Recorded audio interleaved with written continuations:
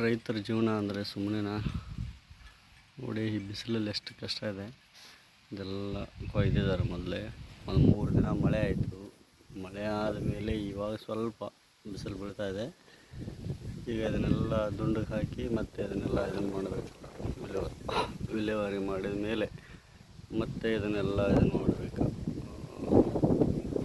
ಗಳೆ ಹೊಡೆದು ಆಮೇಲೆ ಮತ್ತೆ ರೋಟ್ರ್ ಹೊಡಿಸಿದ ಮೇಲೆ ಮತ್ತೆ ಭತ್ತ ಬಿತ್ತಬೇಕು. ಭತ್ತ ಮೆತ್ತಿದ ಮೇಲೆ ಮುಗೀತು. ಮಳೆ ಕೈಯಲ್ಲಿನ ಆಟ. ಮಳೆ ಸರಿಯಾಗಿ ಆದರೆ ಬೆಳೆ, ಮಳೆ ಸರಿಯಾಗಿ ಆಗದೇ ಇದ್ದರೆ ಮುಗೀತು, ಎಲ್ಲ ವೇಸ್ಟ್ ಆಗಿಬಿಡುತ್ತೆ.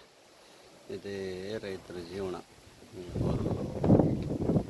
ಈ ಮಳೆ ಬಿಸಿಲು ಇದರ ಜೊತೆ ಹೋರಾಟ ಮಾಡಿ ಮಾಡಿ ಮಾಡಿ ಸಾಲ ಸೂಲ ಮಾಡಿಕೊಂಡು ಕೊನೆಗೆ ರೈತ ಸಾಲದಲ್ಲೇ ಹುಟ್ಟಿ ಸಾಲದಲ್ಲೇ ಬೆಳೆದು ಸಾಲದಲ್ಲೇ ಸಾಯುವಂಥ ಪರಿಸ್ಥಿತಿ ಇದೆ.